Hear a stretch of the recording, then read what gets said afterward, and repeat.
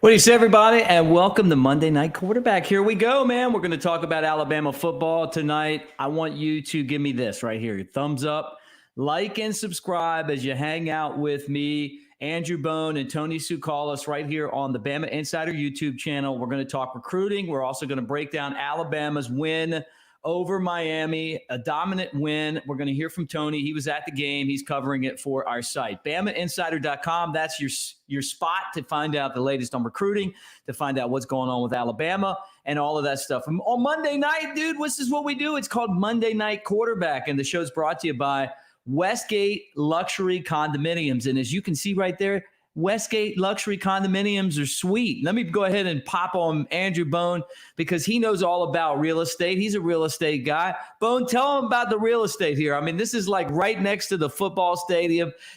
When you come to town and you're at Westgate Luxury Condominiums, the official sponsor of Monday Night Quarterback, you're like right near the Strip. You're right near football. You're right near the fraternity houses. You're right near the campus. You're right near Denny Chimes. You're in the midst of everything. Isn't that right, Bone? You're right in the thick of things right there. I mean, it doesn't get much better than that. Right there next to the stadium. You can throw a football down to Galette's from Stanley. How many footballs did you throw in Galette's in your days? I threw something down at Galette's. They want footballs, right? Well, we appreciate Westgate Luxury Condominiums. You can rent those condominiums too. So, check them out. And I'll tell you what, game day catering, they got the Sky Deck on top, which is what you're looking at right now. We're going to do our Bama Insider post-game show from the Sky Deck all season long. So, well, look, Tony Tsoukalas is going to join us second half of the show, Bone, to talk about the thumping that Alabama put on Miami. I know you're here to talk recruiting. I know you're chomping at the bit as a dad now to tell us all about what's going on in recruiting for Alabama. But let's just talk for a second about that football game. Man. Yeah, it was it wasn't surprising. I think that many people who watch Alabama football, they know what to expect that first game of the season. I mean, we've been seeing it for several years now. I mean, they just come out and put a thumping on these teams. And I don't know sometimes if the beat down that some of these teams get, if it just hurts them moving forward, because I think a lot of these teams are really good and then they just get smacked in the face so hard by Alabama right off the bat that it just kills them for the rest of the season. So a lot of people say, oh, well, that team wasn't really good. Well, no, they were probably pretty good, but then they got smacked by Alabama and they just lost a lot of motivation. So we'll see, what Miami's able to do the rest of the season. But based on years past, some of these other teams that Alabama's opened up with and just kicked the crap out of, you just don't know if it's going to continue, going down that line. So we'll see. But obviously with Alabama, you got to feel, really excited about, what you saw out of the offense, especially after losing all the players that they did. I mean, we knew what we were going to expect on defense, and they looked outstanding. I mean, Will Anderson is an absolute, beast animal. I mean, he is. Yeah. He's exciting to watch, and that whole secondary is outstanding, and just a lot of fast football players, and the offense side of the ball. We didn't know what to expect, and we saw some big plays still happening. I mean, that 94-yard touchdown pass from Bryce Young to J-Mo was electric, and certainly something that Alabama fans have been used to over the last few years. But everybody was wondering what are they going to do this year, and song remains the same. Yeah, look, I'm telling you, dude, like I was not – you said this is what we've come to expect. Look, when I was in school, they had that matchup with UCLA, and they looked a lot like LSU did. You remember that one? Oh, yeah. Freddie Millins ran the touchdown back, and then all of a sudden it was just downhill from that point on. LSU stinks, and Alabama is absolutely at another level right now, man. I just can't even believe – how good this team is. But look, as you guys hang out with us tonight, hit the like button, like and subscribe, hit the bell. We appreciate that. It's a way of saying roll tide to us as we talk tonight about all of the the stuff going on in recruiting. So there was a time when Miami had a dynasty like Alabama right now, but let's just kind of get into this right off the bat, Bone. Reaction from recruits on this win that Alabama – let me take this back. Reaction from recruits after the skull dragging that Alabama put on Miami down in Atlanta. Well, yeah, there was a lot of positive reaction. I talked to about 20 plus recruits, and we have all their reactions on BamaInsider on the recruiting board right now. But talking to several guys who are at the game, guys who are committed to Alabama, who haven't seen Alabama in person, because remember last year recruits couldn't visit colleges during game days. They couldn't be on the sidelines. Now they couldn't be on the sidelines during this game, but they were able to get tickets, go into the stadium, sit in a recruiting area, designated recruiting area, and meet with other commitments or recruits who were there. And from the most part, everybody had just an awesome time. They just were expecting what happened. I talked to Earl Little Jr., one of Alabama's top overall targets that remains uncommitted, but really looking at Alabama and Miami and LSU and several other programs. He said he expected it, and he really enjoyed watching Malachi Moore. They formed a really close bond throughout his recruitment so far. Talking to Elijah Brown, tight end commitment, 4-star tight end who came down from Ohio to attend the game. It was his first ever Alabama football game. He loved it because he saw Cam Latu score 2 touchdowns and get some receptions in. I mean, that's always exciting for a tight end. You're going to go down to Tuscaloosa, you're going to block, but when you go out and catch some touchdown passes, that's going to excite everybody. So Elijah Brown was extremely excited. I talked to Ty Simpson. Ty wasn't at the game, but I talked to him. He was really excited for Bryce Young. Was really pumped up. Said that he thinks that Bryce has a chance to win the Heisman this year, and I thought the offense looked outstanding. And most of these guys, they didn't get a chance to talk to the coaches at the game, but most of them talked to coaches after the game. They were texting, they were congratulating. Coaches were texting them saying how excited they were that they were able to come. Now it's just getting back to Tuscaloosa, getting them down on the field, getting them in the locker room after a big win. That's going to be an exciting time for players here in the future. But always good to get kids to Atlanta. But obviously, a lot of players who weren't in Atlanta watched the game and really enjoyed it. Andrew Bone is hanging out with me on Monday Night Quarterback. We're going to have Tony Tsoukalas coming up. We're going to talk about the Alabama-Miami game. So all of you guys hanging out with us in the chat room, love you guys. Thank you so much for all the comments. Do me a solid and do Bone a solid. Thumbs up and subscribe. Thumbs up, that just says Roll Tide to us in the language that we understand in computer, right? Thumbs up and subscribe as you hang out with us. This YouTube channel is as hot as a fire. It's as hot as Alabama's football program right now, right? I say firecracker, but Bama's football program is even hotter than that. I'm absolutely elated, Bone. I didn't think that Alabama would just pick it up where they did, left off last year. But that's what everybody's really pumped up about. And it takes all of these recruits, like this process that Nick Saban has going where they just continue to bring in all these amazing players. One of those guys that they have lined up right now is Emmanuel Henderson. How about his 342 rushing yards Friday night? How good is it to have someone like that? And one final thought, I just moved. The guys that helped me move into my house, one of them played football against Trent Richardson, from Pensacola. Like, he's like, I played against him. I remember calling games from Bo Scarborough, and Brian Robinson. I called some Brian Robinson games when he was in high school as well. This process, man. And it seems like Henderson's the next guy. I mean, he's a stud. I mean, there's no doubt about it. I mean, he's one of the best running backs in the entire country. I'm still intrigued to see, is he going to be a running back in college? And of course, you look at the numbers, 342 yards rushing. Yeah, 100%. He's a running back.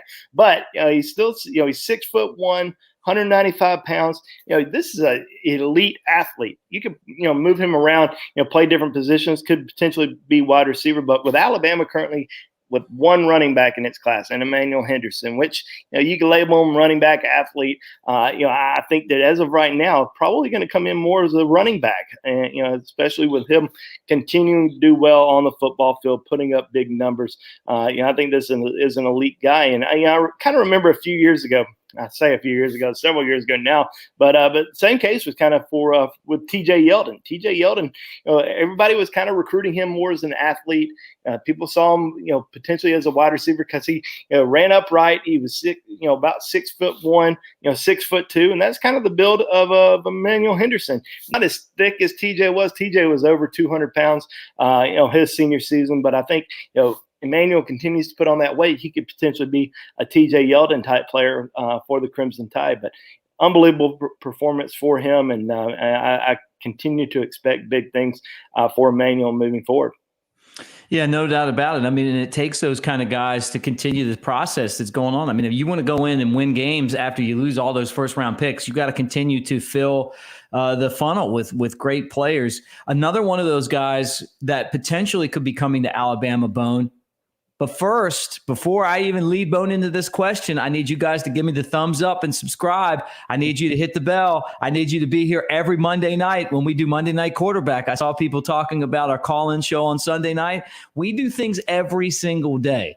Bone has his shows. I got mine. Kyle has his. Trey does shows. Tony does shows. That's why you got to be a subscriber to our channel to know when we come on live and we're doing stuff to talk about this Alabama football program. And let me tell you something. Now that the season has started and we got football games live, we're going to be doing a lot. I mean, we have a lot of stuff scheduled. We had a great first week, and it's because of you guys. So like, subscribe, give us a thumbs up. That's how you say Roll Tide. Justice Finkley, he announced that he will commit Thursday at 4:15. What's this guy going to do? Is he anything like David Justice? No, not quite like David Justice, but Justice Finkley is he's a tank. I mean, he's 6'2", 260 pounds, but built extremely well. I mean, this guy kind of reminds me of Dalvin Tomlinson coming out of high school. Extremely strong, very powerful. Definitely somebody that can make a big impact at the college level.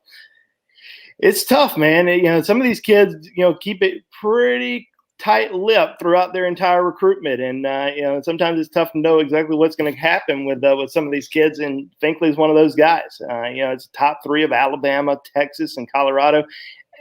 I'd be surprised if it's Colorado, but I think it's more between Alabama and Texas. And this is a kid who's very smart.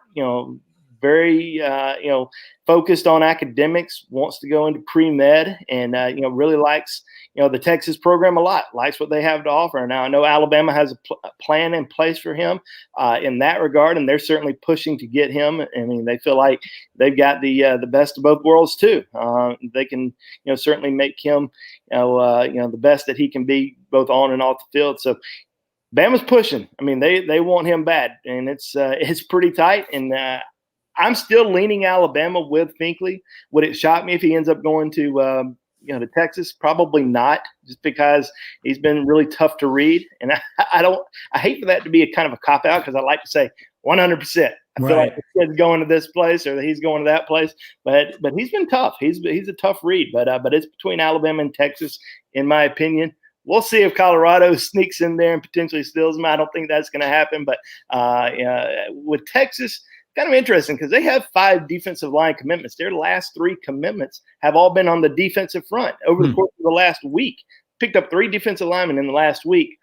That doesn't mean that Finkley is definitely going to Alabama. I think they're certainly still pushing hard for him, but it kind of opens up the door. Alabama currently with only 2 defensive line commitments. They need to get some more help on the defensive front, and Finkley is one of the guys that they hope to add this week. So we'll see what happens on Thursday at 4:15. Yeah. Bone, has there been any difference in Texas or Oklahoma recruiting that you noticed since they announced they were coming to the SEC? And I'm guessing for Texas, Oklahoma's been recruiting at a big time level for a long time. Texas seemed to have fallen off, and now them coming to the SEC, I'm sure that's going to eventually help them. Have you noticed anything in that front yet? Yeah, it's hard to say if that's had much of an effect, because obviously Oklahoma's been recruiting really well for the last several years, and they've been able to go really anywhere in the country and recruit top kids. With Texas, you have a completely new staff that's come in, and they're trying to make a big push for in-state kids, and they've been landing some big names, and they've been doing really well, and they've been getting kids from different parts of the country, not necessarily to commit, but at least come in for a visit. Texas is starting to get a little bit more relevant again.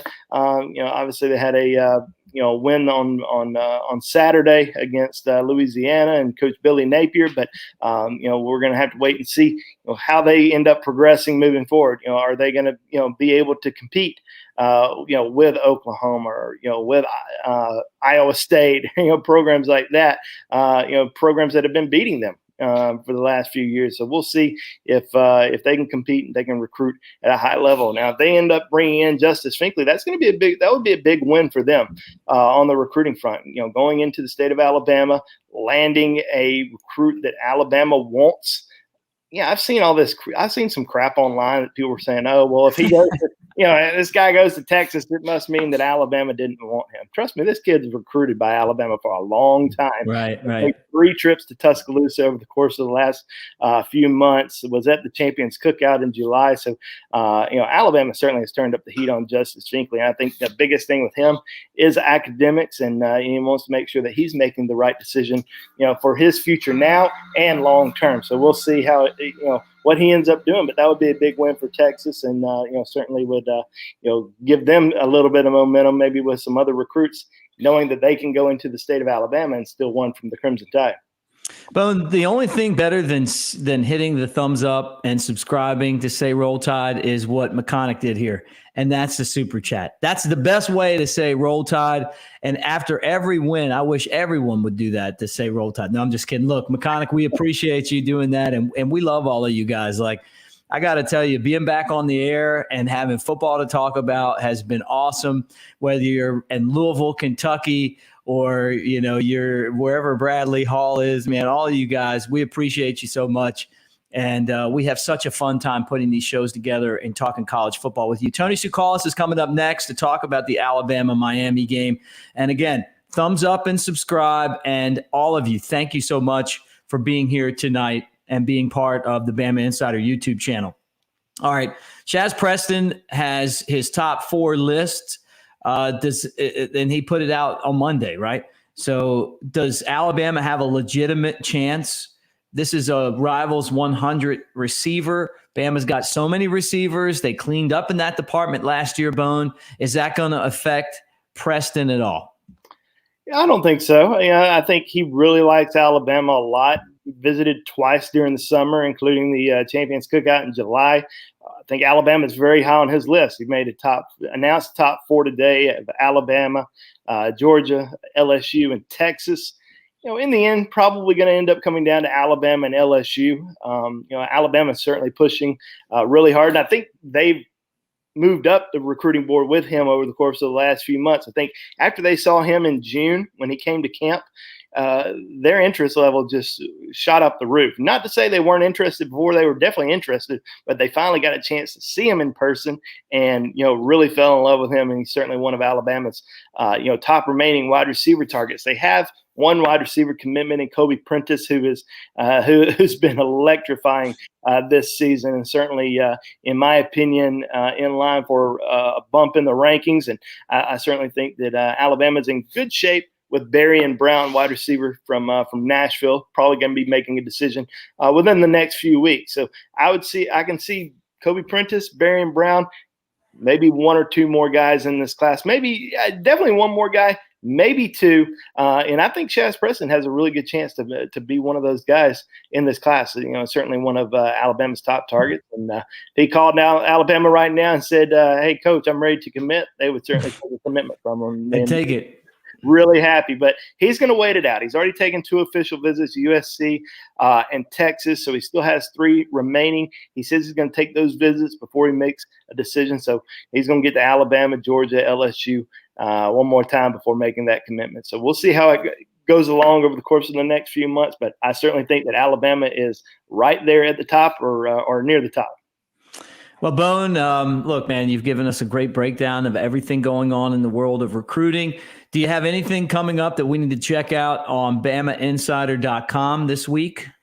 Absolutely. My recruiting thoughts, which gets posted every single Tuesday, is coming out tomorrow. So be sure to check that out. A lot of inside scoop of kind of what's going on in the recruiting world with several targets who are getting ready to make their decisions. We'll have our two players of the week commitments who shined this past week on the field, and we'll have much more throughout the entire week on Bama Insider, especially on the recruiting board. Awesome, Bone. Well, I'll let you get back to changing diapers. Thanks for taking some time out to hang out with us, and roll Tide, my friend. Thanks, guys. Have a good one. All right, that's Andrew Bone. He's our recruiting expert here on Bama Insider. And let me tell you guys one more time about Westgate Luxury Condominiums. Right there, look, right there next to Bryant-Denny Stadium. Like and subscribe. The Bama Insider Tailgate Show is brought to you by Westgate Luxury Condominiums. There, look at it, right there, right there. That's a shank away from the end zone on the near side. Tony Tsoukalas is coming up. Always great to talk to Andrew Bone. And before we get into a conversation with the Bama Insider beat writer Tony Tsoukalas, let me remind you guys that Monday Night Quarterback here on the Bama Insider YouTube channel is brought to you by the great people at Westgate Luxury Condominiums, right there next to Bryant-Denny Stadium. These things are amazing. When you come and visit T-Town, this is the spot you're going to want to hang out at, Westgate Luxury Condominiums. You can hear the sound of the touchdowns. You can smell the stadium dogs being grilled right from Bryant-Denny Stadium at Westgate. You're right. I mean, just to walk out your door and one turn and you're on the Strip. You're right next to campus. Walk to Denny Chimes. You are literally in the best spot you can be. And every post game this year, home game, we're going to be at the Skygate Club. That's on top on the roof. That's where we're going to be hanging out, doing our thing there. So just know that when you come to town, Westgate Luxury Condominiums is where you're going to want to go and hang out. All right, guys, as we talk to you here on Monday Night Quarterback, let me remind you to do a couple of things. Like and subscribe. Give us the thumbs up. Ring the bell. That's the way that you're going to be able to know when we're coming on. That's the sign that we're going to give you that things are coming, and we want you to be a part of it. So hit the bell. Now let me introduce Tony Tsoukalas. He's the beat writer for Bama Insider. Alabama, a 44-13 thrashing of Miami. We both thought that the Hurricanes would come close to covering the spread. We were both really wrong. It was not even a close game, Tony. Not even close. Yeah, it really wasn't as close as the I guess what was it? 21 points, 31 points. 31 points. So, yeah. I mean, you could make an argument that it wasn't even that close because I think once Alabama got up by a lot, it seemed like they maybe took their foot off the gas a bit, So I think Alabama could have done even better in terms of just blowing up the score if they absolutely wanted to. There's no reason to, I guess, at this point. But Alabama, no doubt, Alabama looked the best out of any team in the nation in week one because, we saw some of the contenders stumble a little bit. A few of them had to, Oklahoma had to barely get by against Tulane. Georgia and Clemson, that was a close game, but neither of those offense looked great. Granted, their defense both looked good. Notre Dame almost lost to Florida State. So on a week when that all happens and Alabama just rolls through its opponents, it's good to see from an Alabama perspective.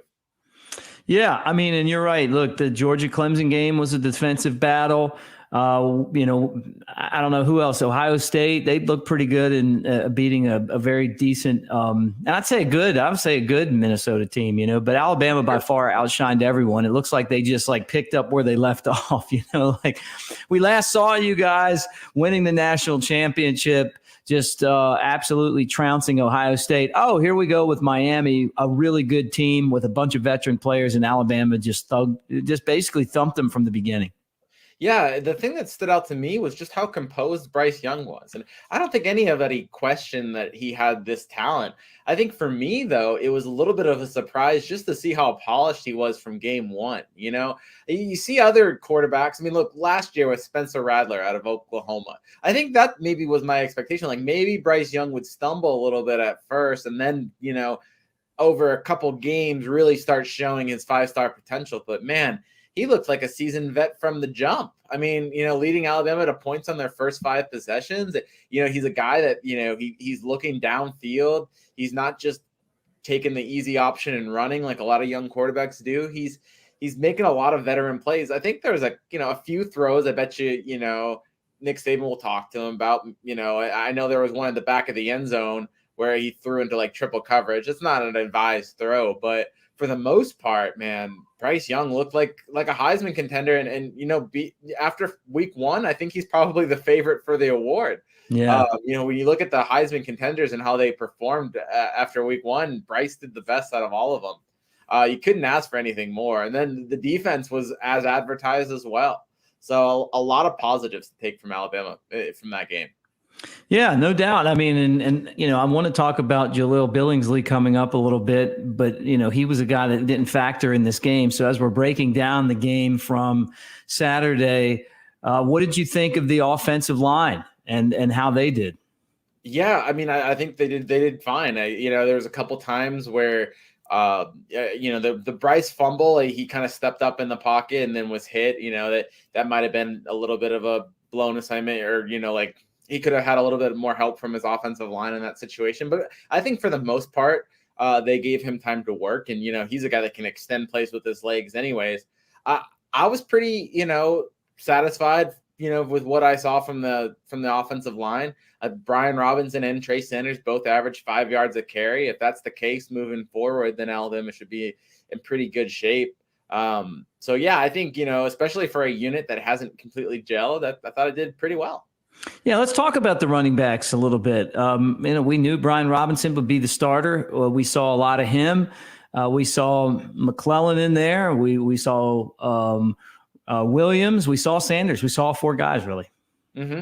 And the big one was Sanders, who scored the touchdown. And today, Nick Saban talked to the reporters, and he said that there were times when Trey Sanders and Alabama both didn't know if he was going to be able to return from injuries. I mean, the injuries stemming from the car crash in November, that was some serious stuff. And Trey Sanders has really fought through this recovery process probably a lot more than anyone really knows. And so Alabama is so excited for him. You talk to anyone on the team, and they're just so ecstatic that he, after all he's come through and overcame, that he's able to kind of perform at the level that, everyone knows that he's capable of. And so that's such a weapon for Alabama. I think personally, he might be the most talented running back in that backfield. And that's saying a lot because, you got Brian Robinson, you got Jace McClellan, you mentioned Roydell Williams, and you also have Kamar Wheaton, who didn't play, but is a top back in this year's class. So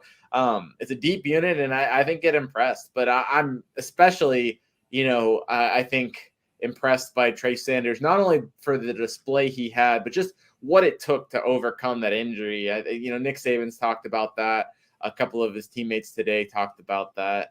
It's nice to see a guy that has had to deal with so much finally get that moment, and he capitalized on it.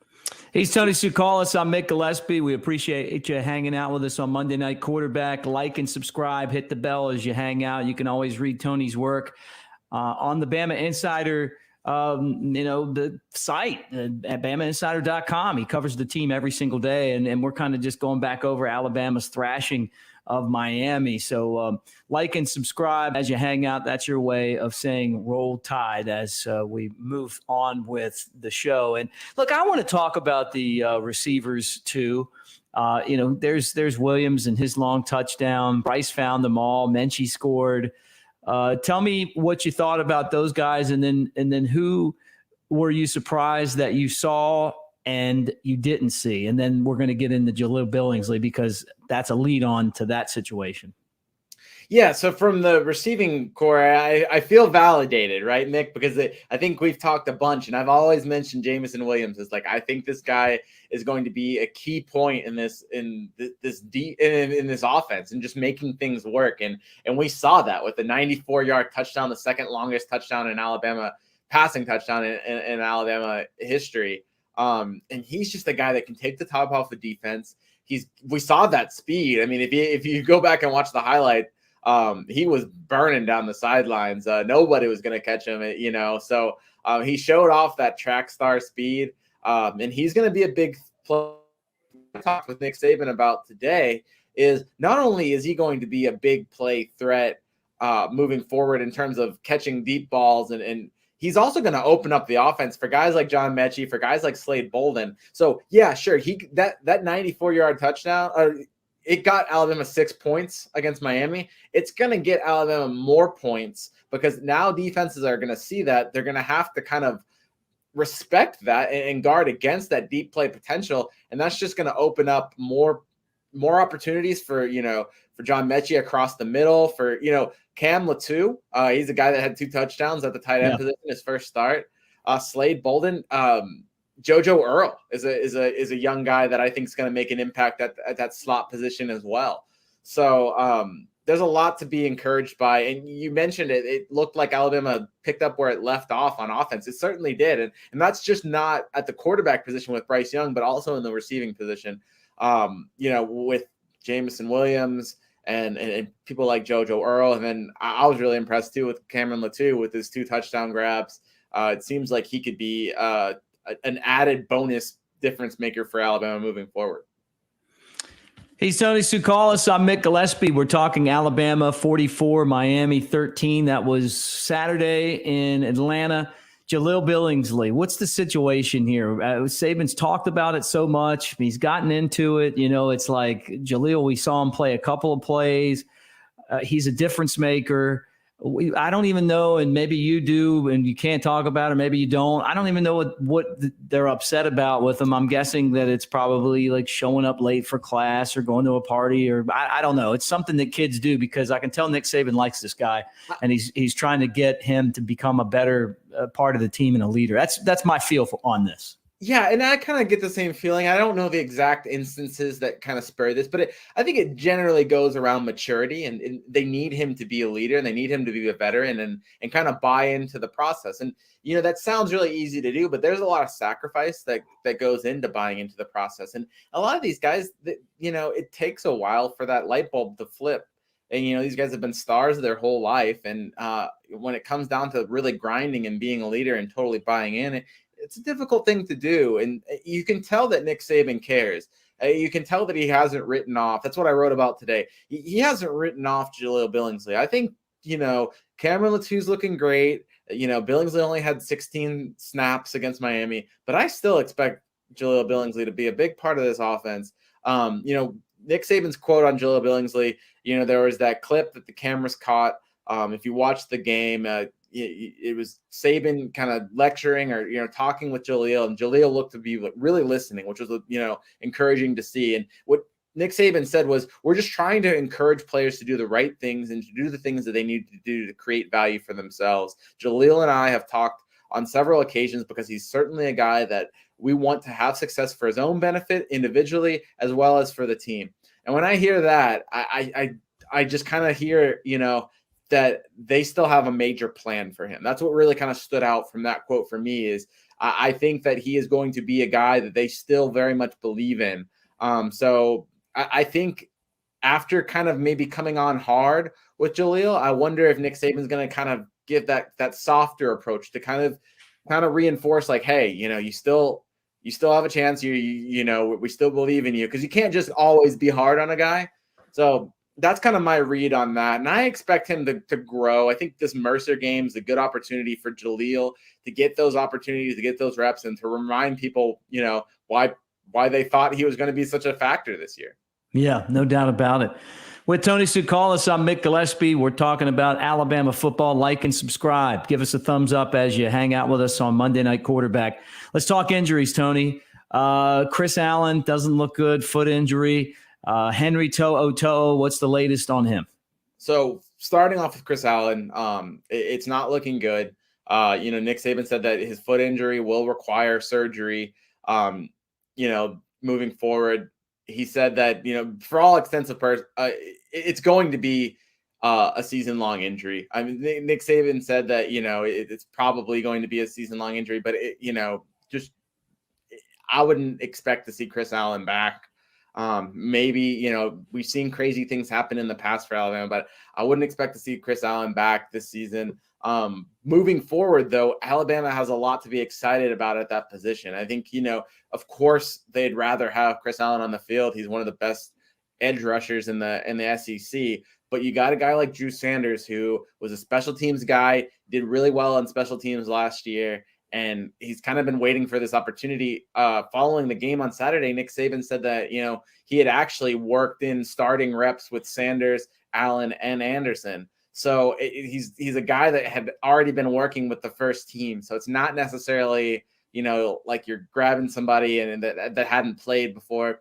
We saw Drew Sanders had 6 tackles against Miami. He looked pretty solid to me. I don't think it's fair to necessarily expect him to come in and beat Chris Allen, because let's not forget how good Chris Allen was. He forced a fumble. He looked great. And he was going to be a big time impact player for Alabama. But between guys like Drew Sanders, Chris Braswell is a 5-star kid that's going to get a bigger opportunity now. And then Dallas Turner is another 5-star kid, true freshman that they brought in this year. And I think he's going to be a big-time impactor too. And so while it's really unfortunate for a guy like Chris Allen, who this could have been a big year for his draft stock, and you hate to see him get injured, his injury opens up the door for other players to kind of emerge. So in Alabama, it's the next man up. And so I think they're going to be playing for him. The team after the game, they seemed a little bit dejected in the fact that, you lost the brother there, so I think you've seen this in the past. Alabama's probably going to step up and play for Chris. And they certainly have the guys to do so. What, do we know what the injury was? Was it a broken foot or a ligament? It's a fracture in his foot. I don't know the exact fracture. We saw this happen to Trey Sanders, and he missed the entire season with the Lisfranc fracture. I don't know that it's a Lisfranc fracture, but that would make sense if it's going to take a whole year. So it doesn't sound like he's coming back. At this point, you just kind of root for whatever's best in his career. Mm-hmm. I think he could probably get him. He's a redshirt senior, but I'm pretty sure he could get another year of eligibility if that's what he wants to do, or if he wants to just rehab and really hit the combine hard. Maybe that's what he wants to do. At this point, the last thing, I think Alabama has the depth to make it through this. From Chris Allen's perspective, I think you're just hoping that the kid can continue on with his plan at the professional level, whatever way he wants to approach that, whether it's coming back for an additional season or, just getting healed up for the off season. So maybe he can kind of test really well in the spring. Yeah, no doubt about it. How about Henry To'oTo'o? I'm hoping that we'll have him back at the linebacker spot. That's what I'm anticipating. Maybe not play against Mercer. Yeah, that one seems a lot more straightforward. Nick Saban kind of mentioned that as, he banged up his elbow a little bit. I don't think that's anything to worry about. If he doesn't play much against Mercer, I would assume it's more because it's Mercer. I fully expect, I think the best way to say that is I fully expect him to be full go when it comes to Florida in week 3, and he'll probably play from the sound of it. Nick Saban didn't really talk about Henry To'oTo'o today. It sounds like he'll probably feature against Mercer too. But if you got a guy that's dealing with a knock, I know Nick Saban probably doesn't want to hear about this, but if the game does get out of hand early, which it figures to do, it's going to. Yeah, it figures to do. I don't see a situation where you would want to keep Henry To'oTo'o in the game very long if he is dealing with any kind of knock, because you got such an important game in the Swamp the next week. So maybe get him those reps, keep him fresh, and then maybe, have him nurse that elbow on the sideline a little bit. But I don't think it's anything Alabama needs to worry about moving forward. Yeah, well, it's good news. The transfers both played well, that, and Alabama didn't really go out and get a bunch of guys, but the guys they got were targeted, and they were both seamless, and both of them had a big impact in the game. I thought To'oTo'o did a nice job. The entire defense did.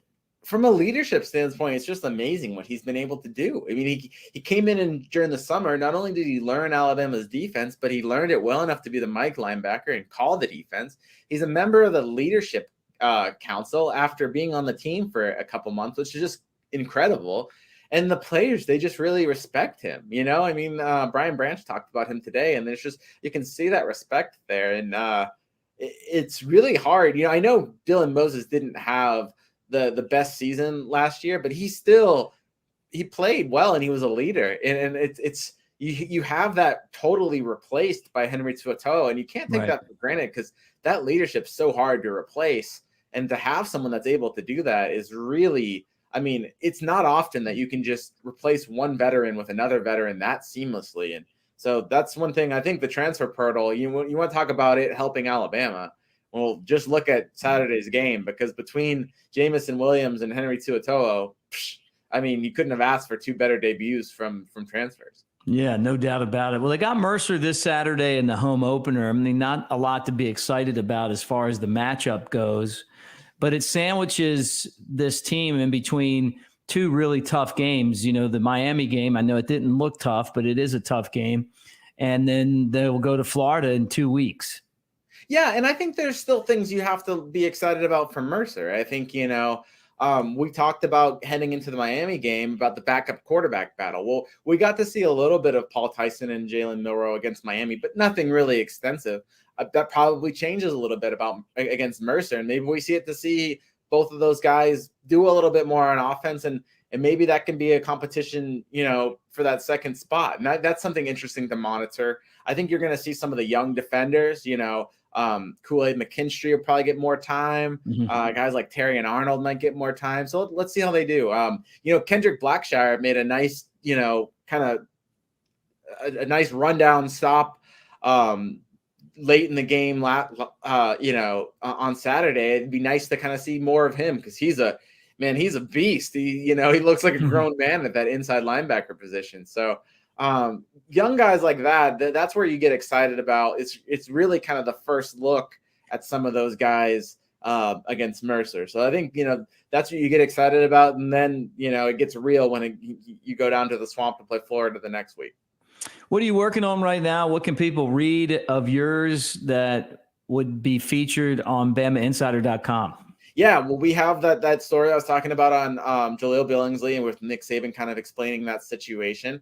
You know, later on in the week, I'm trying to work on chasing down some people to talk about Jamison Williams because, like I said, I just think he's going to be such a big part of this offense, and he's so big in terms of opening up everything for Alabama. So I'm going to try to talk to some of the people close to him and get more insight on him heading into the game as well. But, you know, we'll have Nick Saban again on Wednesday. We'll have Jamison Williams and Henry To'oTo'o on Tuesday, and that'll be interesting. So we'll have videos of both of those and full coverage of that.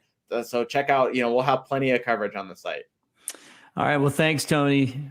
Awesome talking, and let's do it again, man. Yeah, of course. That's Tony Tsoukalas. I'm Mick Gillispie, and that does it for Monday Night Quarterback. Look, guys, if you enjoyed the show, give us a thumbs up, like, and subscribe. It's free. That's the way you say Roll Tide to us. We appreciate you guys being a part of our show. We do it every Monday night, so make sure that you make plans to be here.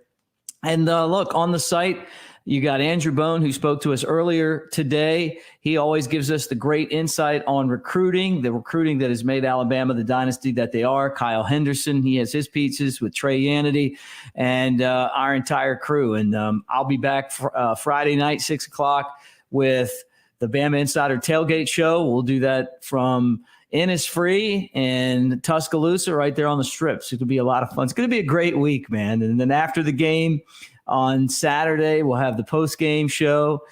Trey and Kyle and Tony will bring that to you. And then Sunday, we'll do the calls as we did last night. So it's been a fun time.